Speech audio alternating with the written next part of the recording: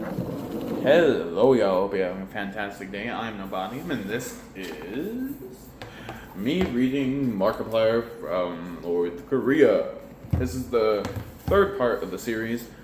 I'm on chapter 4. I will put in somewhere up here, probably, of the folder in which I have all these in.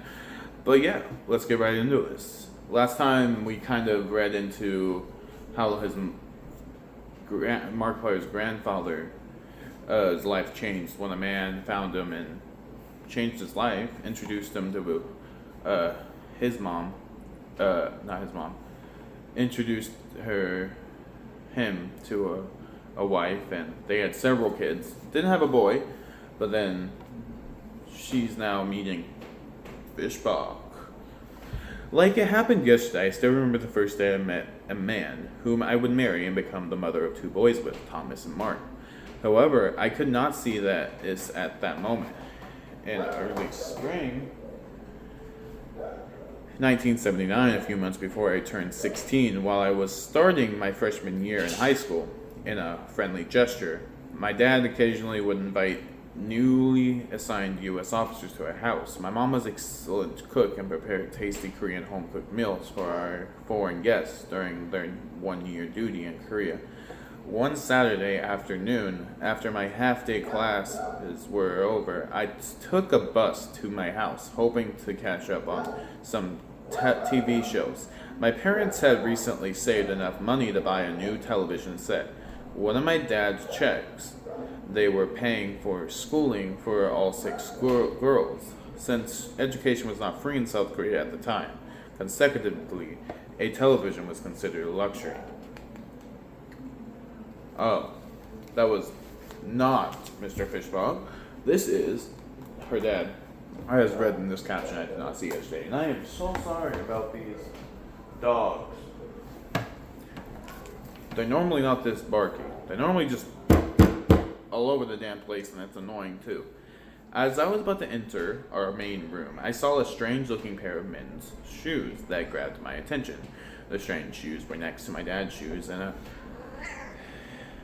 the small area that the Koreans customarily store their shoes, and before I entered the main room right away, I knew that my dad had invited a guest from work, just like he had done a few times before.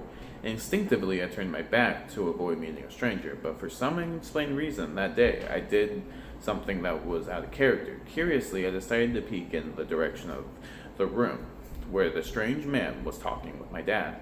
I saw a white man sitting cross-legged on the floor, just like my dad was enjoying their conversation as they occasionally sipped their hot coffee while smoking their cigarettes.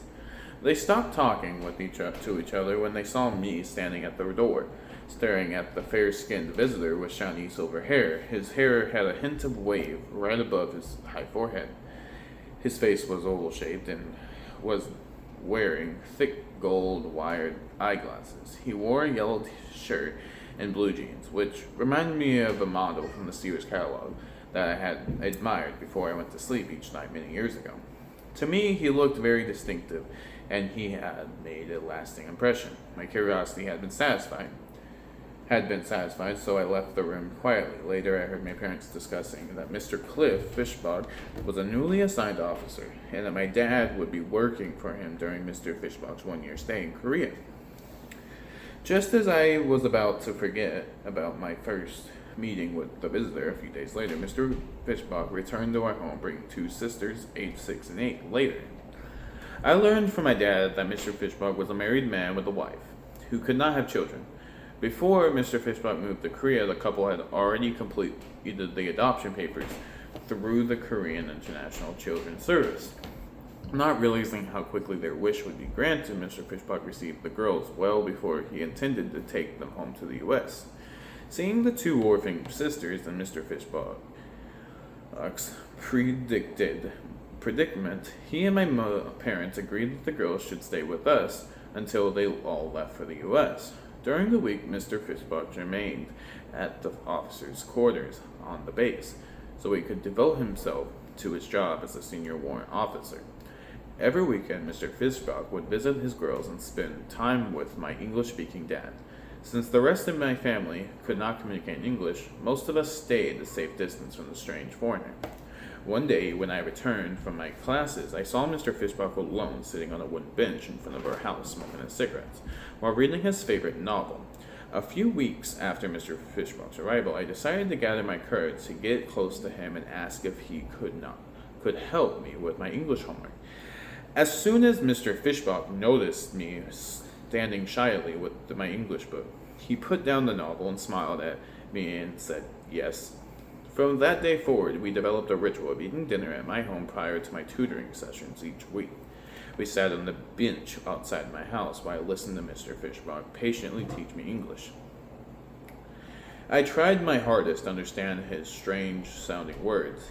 He was a great teacher since he had been a high school English teacher. Before enlisting in the military and the Army, I was 16 years old at the time. Mr. Fishbuck was 38. During this time, Mr. Fishbuck treated me kindly and respectfully. Strangely enough, I felt an ease sitting right next to him on the outside bench. After being molested, I had been scared of men, and had no romantic feelings toward any man.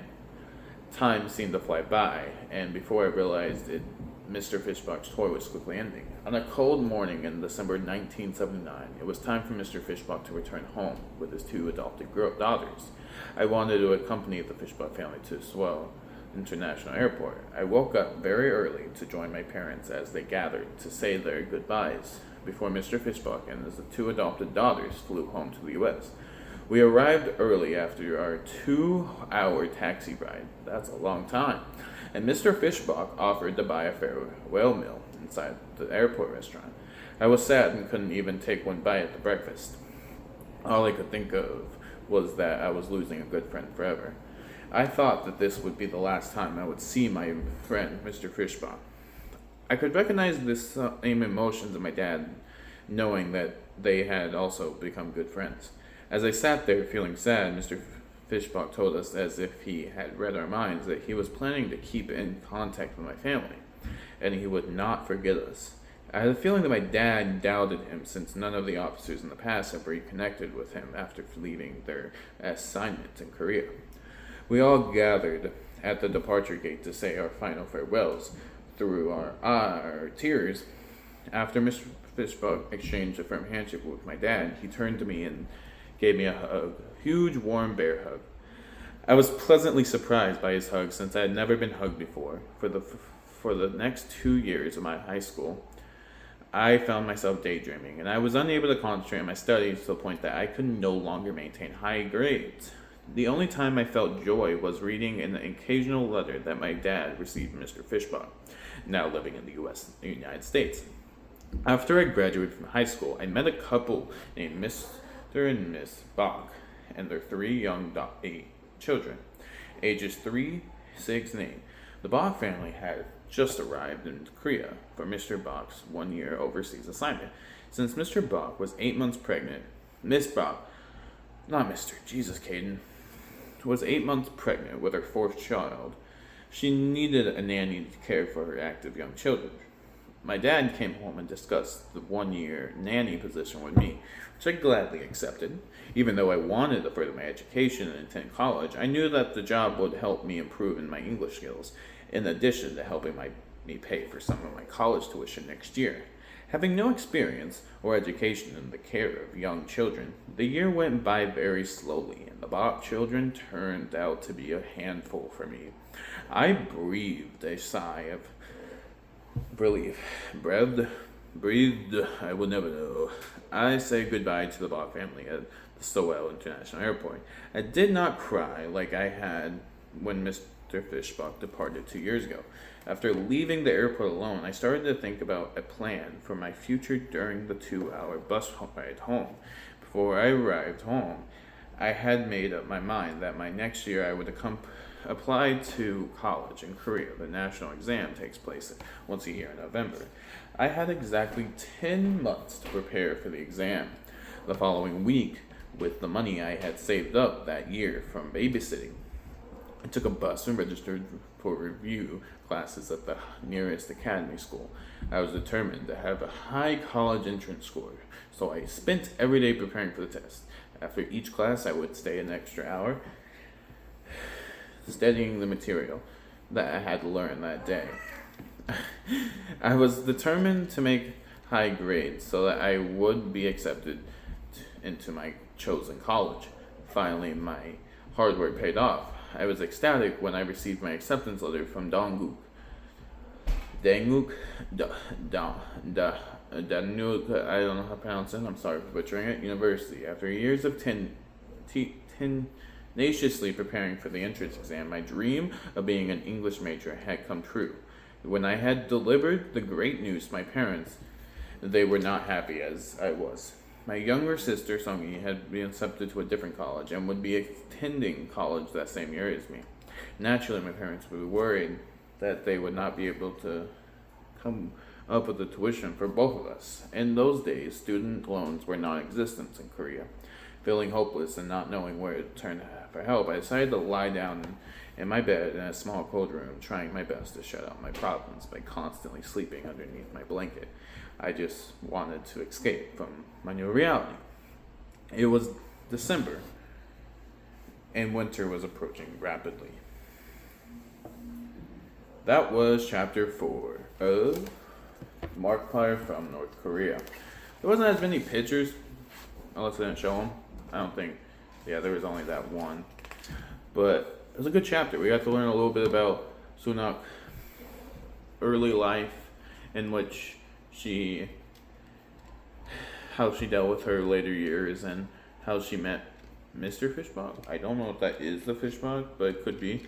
And I'm glad she found someone that didn't completely trigger her in the way that other men do. And then the college stuff. It was pretty interesting to find out and know a little bit more about the Korean history and how it impacts families back in the day and all that. But yeah, if you enjoyed me reading Markiplier from North Korea, then follow that like button, leave a comment, and subscribe to the next one. Alright, hope you have a fantastic day, and subscribe to the next one. Alright, bye bye.